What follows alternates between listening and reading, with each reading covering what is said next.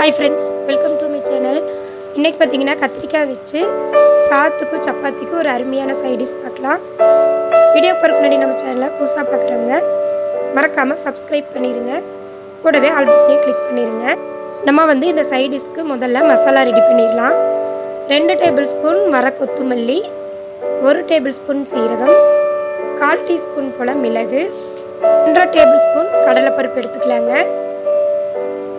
அதே அளவுக்கு நம்ம உளுத்தம்பருப்பும் எடுத்துக்கலாம்.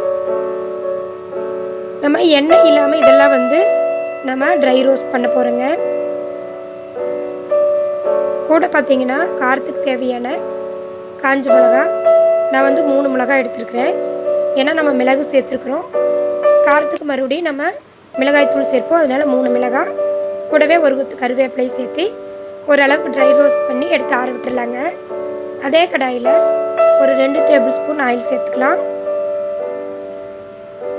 1/4 டீஸ்பூன் போல் கடுகு, 4-5 பூண்டை பொடி பொடியாக நறுக்கி வச்சுருக்கேன், அதை சேர்த்துக்கலாங்க. பூண்டு ஒரு நிமிஷம் அப்படியே வறுத்து விட்டுறலாம்.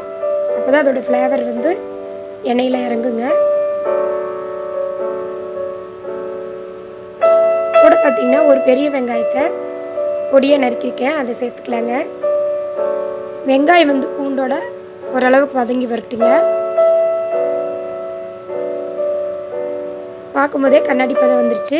இப்போ 2 காஞ்ச மிளகாய் சேர்த்துக்கலாம். அடுப்பை லோ ஃப்ளேம்லேயே வச்சுக்கலாங்க. இது கூட பார்த்தீங்கன்னா ஒரு 5-6 கத்திரிக்காயை பொடி பொடியாக நறுக்கி வச்சுருக்குறேங்க, அதை சேர்த்துக்கலாம். சேர்த்து நல்லா இந்த எண்ணெயிலேயே ஓரளவுக்கு வதக்கி விட்டுறலாங்க. நான் கடாய் பிடிக்காதனால வேறு கடாயில் மாற்றிக்கிறேன். ஒரு 5 நிமிஷம் அடுப்பை லோ ஃப்ளேம்லேயே வச்சுட்டு நல்லா வதக்கி விட்டுறலாம். கூடவே பார்த்திங்கன்னா மீடியம் தக்காளியை பொடி பொடியாக நறுக்கி சேர்த்துருக்குறேங்க. இந்த கத்திரிக்காய் தக்காளியும் நல்லா வதங்கணும்.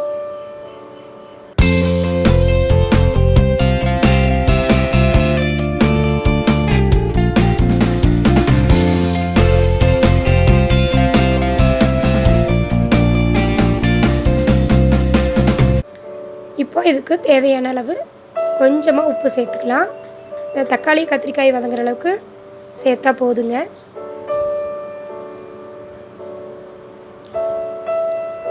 நம்ம ஒரு கை அளவுக்கு தண்ணி கொஞ்சமாக தெளித்து விட்டுறலாங்க.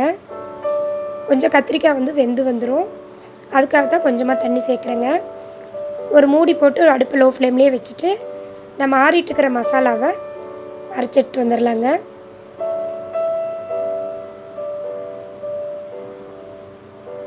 மசாலாவை மிக்ஸி ஜாருக்கு மாற்றிட்டு கொஞ்சமாக பெருங்காயத்தூள், ஒரு 2 டேபிள் ஸ்பூன் போல் தேங்காய் துருவல் சேர்த்துக்கலாங்க. சேர்த்து நல்லா ஓரளவுக்கு குறைப்பாக அரைச்சிட்டு வந்துக்கலாம். பாருங்கள், இந்த அளவுக்கு இருந்தால் போதும். இப்போ பார்த்திங்கன்னா கத்திரிக்காய் ஓரளவுக்கு நல்லா வெந்து வந்துருச்சு. இப்போ இது கூட கொஞ்சமாக மஞ்சள் தூள், கொஞ்சமாக மிளகாய்த்தூள், நம்ம அரைச்சிட்டு வந்த மசாலாவை சேர்த்துட்டு ஒரு சின்ன நெல்லிக்காய் சைஸ் புளி தண்ணியை சேர்த்துக்கலாங்க. சேர்த்து நல்லா வதக்கி விட்டுறலாம். நம்ம ஏற்கனவே கொஞ்சம் உப்பு போட்டிருக்கிறோம், அதனால் கொஞ்சமாக உப்பு சேர்த்துட்டு நல்லா வெந்து வரகு மல்லி இலை தூவி இறக்குனிங்கன்னா அருமையான கத்திரிக்காய் மசாலா கிரேவி ரெடி. சாதத்துக்கு சப்பாத்திக்கு செம சூப்பராக இருக்கும். கண்டிப்பாக ட்ரை பண்ணி பாருங்கள். இந்த வீடியோ பிடிச்சிருந்தா சேனலை மறக்காமல் சப்ஸ்கிரைப் பண்ணிடுங்க.